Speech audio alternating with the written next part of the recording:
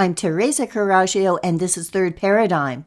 And I am offering proof that things that have not changed for 100 years can actually change.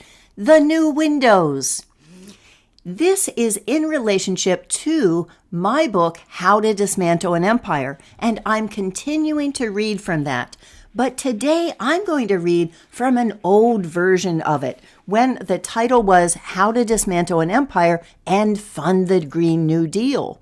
That was before I realized that that phrase had been usurped and now was code for a whole agenda that I didn't agree with. So that's how they keep stealing the phrases and turning us into doing things that we are not in favor of. The part that I'm going to read, however, I cut out of the later edition, and so I only have a copy of it in this physical book, and so I will be reading from that. And so I bring you the story of how I came to write this book and do 10 years of research on this topic, and kind of how I came to be who I am. 20 years ago, when I was 9 months pregnant with my youngest daughter, and now she is 26, my horoscope read, "An aspect of you that has never before manifested is about to be born."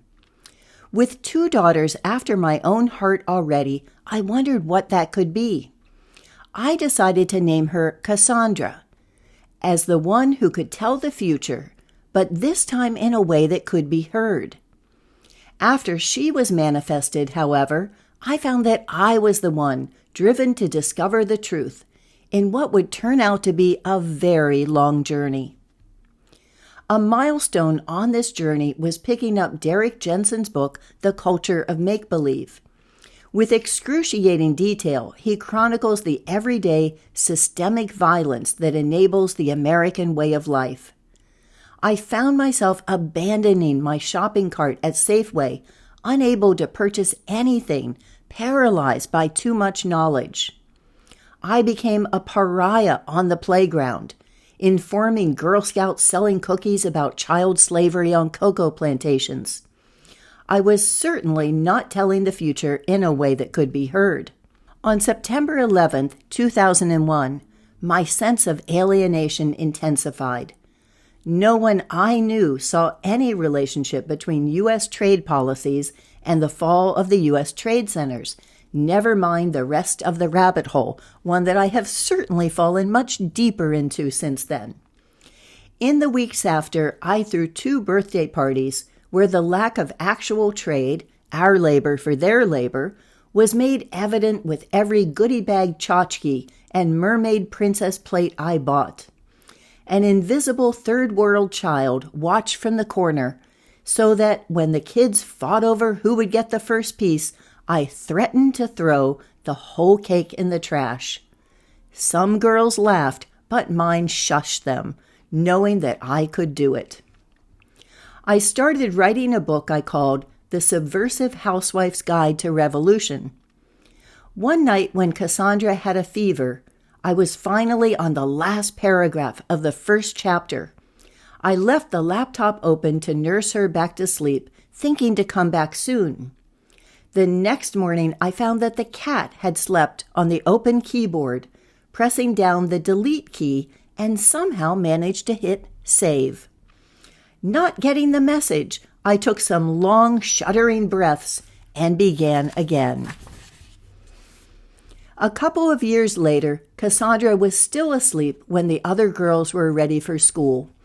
Thinking that I would have more time to write if she stayed asleep, I left her while frantically driving the few blocks to school. I came back to find her in the driveway, talking to a scruffy man on a bike who was trying to persuade her to go to his house so he could call the police. To this day, I can't write these words without hyperventilating or read them. For a week, I felt like I was walking underwater, appalled at what I might have done. I hid away and cried in the closet, the bathtub, the pantry. My husband, traveling on business, finally called, pre-cell phones, and made me laugh for the first time, saying he could have done the same but would have turned on the TV to waylay her. After days of remorse and recrimination, the older daughters reminded me that the terrible thing hadn't happened, and we could keep the lesson but leave the grief. I decided that the world would last long enough for me to pay attention to my family. Soon after, I had scheduled a retreat at a hermitage in Big Sur. Throughout this process, I'd felt a visceral need for a religion that I could sink my teeth into, something substantial that held up to the hard truths I was absorbing. I had alternated my immersion into global issues with research into world scriptures, but none of them made sense of what I saw. However, each of these religions had beautiful communities of people who cared deeply and used their collective strength to help others. Within the silence and meditation, this monastery exemplified that integrity. I'd missed that comfort more than I'd thought. Walking the cliff one morning, I fell into conversation with a gay man I'd met in the bookstore. Relaying the contradictions I'd found in traditional scriptures, I mentioned an interview of Reuben Hurricane Carter, in which he credits A Course in Miracles with transforming his 19 years in prison for a wrongful conviction. And later I found out that actually that was not there, so maybe that was another miracle too. I asked if he'd heard of this New Age text. He looked at me strangely and said he'd been studying it for 2 decades. It wasn't for everyone, he added, but if I was asking, then it might be useful for me. I began the daily guided meditations. Many had to do with forgiveness, giving the benefit of the doubt forward and removing the blocks to vision. It was, as my friend had implied, a radical departure from habitual ways of thinking. After the year-long intensive, I made the workbook, text, and manual into my daily practice. As my daughters grew, I brought them more into my world. We wrote fair trade Christmas carols, and when we went trick-or-treating, gave back fair trade chocolate and information about child slavery. On long car rides, we played Name That Coup, matching the president deposed by U.S. intervention to the country. At home, their school friends walked past the banner above our door that read, "Torture is wrong." Across the street bloomed signs of hope for Obama's inauguration, yet Guantanamo remained open. At 8, Cassandra surprised me with a song about child slavery she called Don't Wait, Activate. The name was triggered by a credit card solicitation that came in the mail. I added some verses, and a local butcher put music to it for my 50th birthday party, where we raised money for a reforestation project in Peru. Even though my family didn't always share my passion, they loved and supported me in pursuing mine. And my husband added the laughter and lightness to balance my hard truths. Then one day, scanning the radio, I stopped on a news host giving an account of police brutality in U.S.-backed East Timor. Although a revelation to me at the time, it was, of course, Amy Goodman on Democracy Now! That show was followed by a woman with an Indian accent talking about institutional racism, Sonali Kolhatkar, on Rising Up. The next day, David Barsamian interviewed Noam Chomsky on alternative radio, and Glenn Ford delivered pointed criticism in the Black Agenda Report. A half-hour program called the Shortwave Report gathered news from English language broadcasts around the world. As I drove to the farmer's market, a 2-hour program called Unwelcome Guest broadcast a talk on climate change. It kept me sitting in my car long after I'd arrived, which may have been a contradiction in terms, but was too compelling to resist. And of course, all of those I now see as psyops, but I don't know if I would be here now had I not been there then. It turned out to be Free Radio Santa Cruz, a local pirate station operating out of a rented basement with an antenna stuck on the highest tree. I left a voicemail on their phone saying that they had made me a better housewife. I kept looking for more things to clean so I could keep listening. They broadcast my voicemail as a promo, and my voice didn't sound as bad as I'd thought, so I went in to apply for a show. With the support of a helpful technician, I started producing Third Paradigm, which I dubbed a think tank on community sovereignty. It was a weekly half-hour, 3,000-word essay on topics ranging from farming to religion, education to foreign policy, the Magna Carta to anarchy, economics to raising kids. Every episode started with poetry and used music to bring light to the often dark material. A listener sent an email offering to set up a free website, saying he liked what I was doing. I accepted, and together we published the transcripts and podcast links with him adding photos and videos, graphics, and functionality. I later found out he'd made the same offer to Noam Chomsky, who'd politely declined, but Noam's loss was my gain.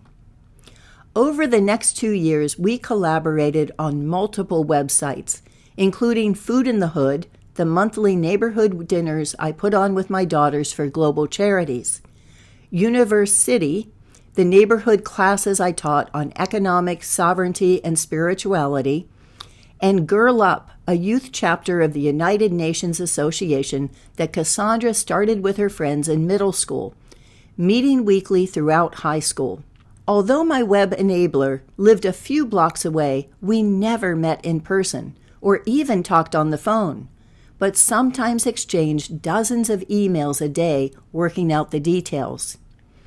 Thanks to the archive Radio for All, my podcast was picked up by indie broadcasters from Canada to England to Bangladesh, giving me more global listeners than local.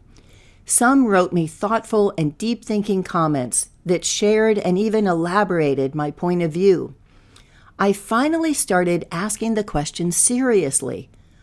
What I was seeing really was obvious, so why didn't everyone see it? I knew that I wasn't smarter or better than anyone else, but life had given me the chance to spend 10 hours a week listening while cooking, cleaning, gardening, painting, another 10 reading books and online blogs like Tom Dispatch and Foreign Policy in Focus, and another 10 putting these pieces together. Few people had this kind of time. Mortgages or rent now required 2 jobs, working as many hours as possible. People didn't have leisure to cook for themselves, much less worry about where the food comes from. Why wasn't supporting our families and communities the purpose of our labor? I paused the radio show and devoted myself to answering that question. 7 years later, this book is an attempt to bring together the research and knowledge of many disciplines: anthropology, colonial history, foreign policy, economics, systems thinking, philosophy, and community development. Point by point, it follows the questions back to their hidden assumptions, and then questions those, making explicit the paradigm shifts on which the next chapter depends. It applies a single consistent belief that people are inherently good, and when they behave badly, systems are to blame. And since then, I've said systems and stories. This perspective may seem to deny individual responsibility, but it actually takes responsibility for our own roles in what others do, roles that have been foisted on us by the same system. Logically, we're each the combination of genes and experience, neither of which we choose. If born into another person's life, there's no reason any of us would have done a better job. It would be arrogant to believe that we've made ourselves, and our moral superiority follows us from body to body. Guilt and blame are both beside the point. Applying this logic of moral equality, Pieces of Slave, starts with the origins of money and democracy. It views colonization through an economic rather than racial lens, and explores the history of white slavery. 2 Ways to Make a Slave shows how the currency experiments of American colonies could have ended the cycle of exploitation, but the capitalist coup of the Constitution recreated the old world in the new, and institutionalized slavery rather than ending it. It would be later outsourced through weapon exports and military occupations. World on Fire delves into currency colonization and how the petrodollar and the CFA franc relate to the devastation of countries like Greece and Libya, and the subjugation of Africa. In Attack of the Petrodactyls, Detroit is seen to be a harbinger for all of our cities, schools, and social services. It explains the mechanisms of financial extraction and how instruments such as derivatives put communities at risk. In addition, capitalism has colonized our imaginations so that we dream too small. Lands of Milk and Money helps envision currency as the flow of energy that could enable our wildest possibilities. The final section, the Community Cash Cow, outlines the process to reclaim our labor and resources using locally owned public banks, networked through state-owned reserve banks, and capitalized by the Social Security Trust Fund. A regenerative economy returns the power of taxation to local government, allowing them to issue community credit backed by mortgages and then tax it at a lower rate or not at all when spent locally. Using the formula provided, any community can calculate the amount of credit they can safely issue without endangering their savings, their capital, or their assets. The issuing of debt against property is the sole privilege of government. We all owe a debt to society. A previous generation built the homes and infrastructure, fed us, clothed us, educated us, and cared for us in sickness and in health. We pay it back by protecting their comfort and dignity, and we pay it forward to the next generation by providing a secure and healthy future for all children everywhere. The mortgage is the intergenerational transfer of wealth and should facilitate the transfer of responsibility to care for the community. Instead, serving the rich usurps the productive years of our labor, entrapping our youth in debt and forcing parents into daily commutes to stressful jobs. No wonder our lives feel like they have no meaning. Each community deserves to develop their own solutions based on their own needs, priorities, capabilities, and preferences.